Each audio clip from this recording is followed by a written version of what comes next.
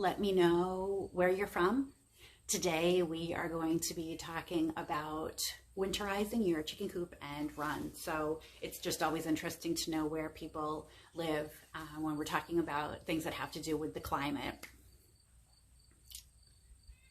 All right, so anyway, as I mentioned, I'm Lisa Steele from Fresh Eggs Daily, and I am broadcasting live from my garage today. Today, I am excited to be talking about winterizing your chicken coop and run. It's always interesting to me when it starts to get cold, people start to panic about what to do with their chickens. People don't have that same level of concern with the heat in the summer, which is super surprising because chickens actually do much better in the cold than in the heat. They're much more apt to die of heat exhaustion than freeze to death. That's just the reality of it.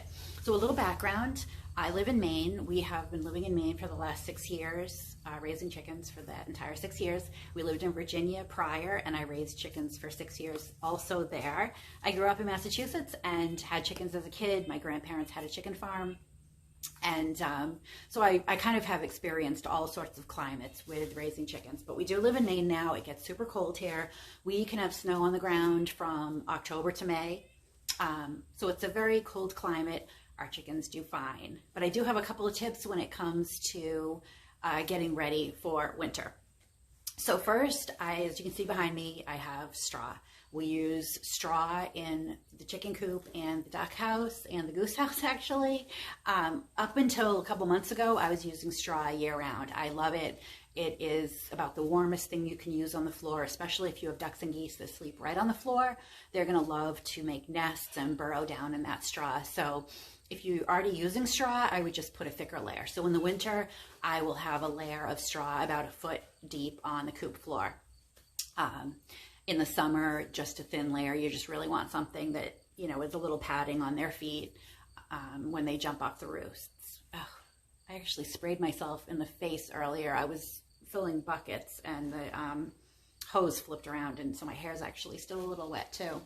But anyway, so straw is what I recommend in the winter for the floor of your chicken coop. A nice thick layer. You can use the deep litter method, which if you're not familiar with it, it's basically composting inside your chicken coop. So you are adding straw or shavings or even dry leaves, pine needles, things like that. You're turning it, the chickens help turn it, and you're just kind of adding more bedding as it decomposes and gets packed down. And through the winter, you're not ever cleaning it out. You're just turning it, mixing in all the chicken manure with the bedding, and it starts to decompose and turn to dirt. So in the spring, you have some really nice soil for your garden, but it also creates natural heat. So the deep litter method is something, there's more information on my blog, or if you Google it, that's something you can do. Anyway, so straw on the floor of the coop is the first step for winterizing my chicken coop. I also make sure I have really good ventilation. You don't want to shut the coop up completely in the winter because the ammonia fumes need a place to escape. So you want to make sure that you have nice ventilation up high in your coop, but all the drafts are closed up. You want to check before it gets too cold that there's no holes or rotted spots where mice or weasels or other rodents can get in, because everything is looking to move into your chicken coop for the winter. I feed and water my chickens outside year round. I have a little covered area in their run. In the winter, I use heated dog water bowls. They just plug into an extension cord. I unplug them at night to make sure there's no fire hazard. I use deeper bowls for the ducks and the geese, but they just plug in. They keep the water from freezing. They don't actually heat it up. But that's how I keep the water from freezing in the winter, because it's really important that chickens and ducks have water all day. They don't need water at night or food. If you do put food in the coop at night, you're going to have to put water. It's just going to make a huge mess. Food inside the coop attracts mice and flies and rodents and all kinds of things you don't want. So food and water outside year round. My chickens do come outside every day to eat and drink. On super cold days, you know, they'll spend more time inside the coop, but you really want to get them outside. They need fresh air, they need sunshine. Your coop is just going to get really disgusting if they stand in the coop all day, huddled in the coop. So your goal is to get your chickens outside year round. Chicken's sweet spot, believe it or not, is between 45 and 65 degrees. So they prefer it a lot colder than you might imagine. Once it goes above 80 degrees or so, they're starting to feel uncomfortable. So it always amazes me, what I started at the beginning of this to say is that it amazes me when, you know, people who live in Georgia or Texas or Arkansas, and not pointing you out at all, even Florida, I have people panic when it gets down to like 50 degrees and they think that their chickens are going to be cold, and what should they do for them? Your chickens are just coming out of the fall molt. That means that they have grown new feathers. They've got nice, fresh new feathers that are nice and clean and fluffy, and that's what's going to keep them warm. Chickens stay warm by puffing up their feathers, and they trap the air that's been warmed by their bodies. They trap it between their bodies and their feathers. So that's how they stay warm. They're perfectly capable of keeping warm on their own. So as long as your coop is dry, draft-free, they're going to be just fine. A little bit of straw on the floor, as I mentioned, food and water outside. And then the last key to keeping your chickens warm in the winter is scratch grains. So for those of you not familiar with what scratch grains are, is they're not feed. They're not nutritionally balanced. Basically, scratch grains are cracked grains. So they might be corn, sunflower seeds, wheat, oats, barley, that kind of thing. And it's a great just before bed snack in the winter. So if you give your chickens scratch grains, and not a lot, maybe a tablespoon per chicken, you don't want to overdo it because they aren't nutritionally balanced. And it's a lot of corn, which can make your chickens fat. It doesn't have a lot of nutrition in it. But basically a tablespoon just before bed for each chicken, and overnight they will digest those grains. They have to break them down, and that's going to create energy and keep them warm through the winter. So scratch grains are a really important winter treat. You don't want to give them in the summer because you obviously don't want them heating up their bodies, you know, in the summer overnight. Excuse me, but scratch grains are a great wintertime treat. Lucille actually introduced a couple months ago these smaller bags of scratch grains and also chicken chatter, which is another chicken treat. I love it. They're so much more manageable than the big 25 or 50 pound bags. I think these are 7 or 10, something like that. So look for these in your feed store. Especially if you have a smaller flock, this is great because you're not buying a 50 pound bag. But so this is a scratch grain.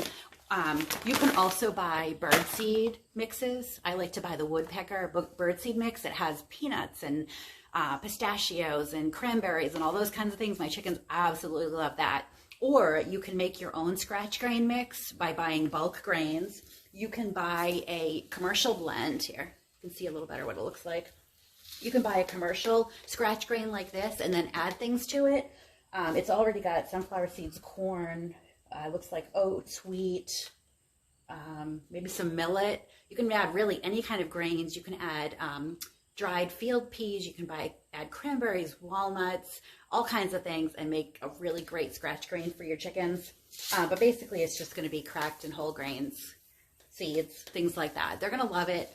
It's going to give them something to do in the winter. You can just toss them out on the ground for them, put them in a little container. You do want to store your scratch grains somewhere that the mice can't get at them, because mice are going to also love this. So I keep them in this metal covered pail. So that's basically winterizing your coop. All you really want to do is the straw on the floor. I do have curtains on my windows of my coop, so in the winter I'll open them, you know, during the day to let the sunshine in, and then I'll shut them in the winter at night because it keeps the chicken's body heat in the coop better. So if you do have a lot of windows, you are going to want to shut those, as long as you have vents like up under the eaves, just leave open for airflow. And then shut curtains. If you don't have curtains, you can always either staple or nail a wool blanket over the windows or something. Just like a house, a coop loses a lot of heat through the windows. You know, so you're going to want to cover those windows up when it gets really, really cold. Chickens do generate a lot of body heat. 10 chickens generates as much heat as a regular light bulb. So as long as you have the right number of chickens for the size coop, you know, if you have a huge coop with 2 chickens in it, they're going to have trouble keeping it warm. But if you have enough chickens in a normal size coop, bigger is not always better when it comes to the chicken coop. the chickens are going to be able to keep it warm. My coop generally is about 20 degrees warmer than the outside temperature at any given time, which is really great in the winter because we can get down to below zero. And I've never really seen my coop go below 20 degrees, which sure, the chickens don't love it, but it's not super dangerous for them for the coop to be 20 degrees. They keep it warm with their body heat and the straw. If you do have a larger coop and a smaller flock, you can always take straw bales and stack them on the inside walls of the coop to take up some of that dead air, because the less airspace, the easier time the chickens are going to have to keep warm.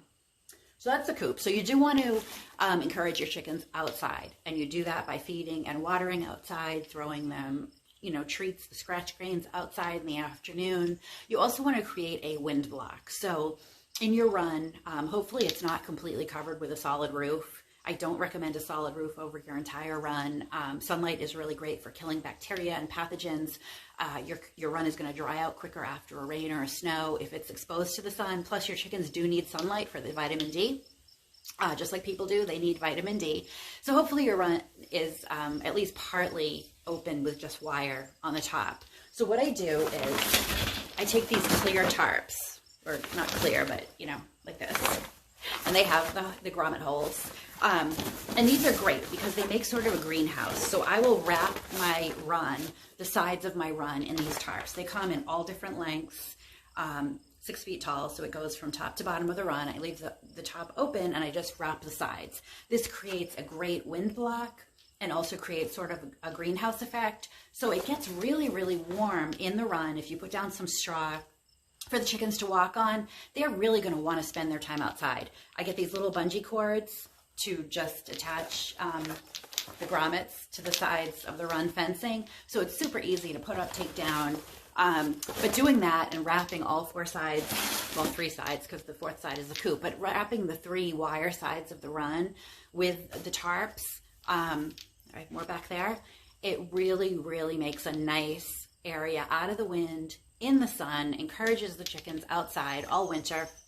I also have a bench, I have a swing for them, I have stumps and logs, I have perches in the corners of the run so they can get up off the cold ground, but they can still be outside, because your whole goal, excuse me, year round is to get your chickens outside. It's just healthier for them, it's going to keep your coop cleaner.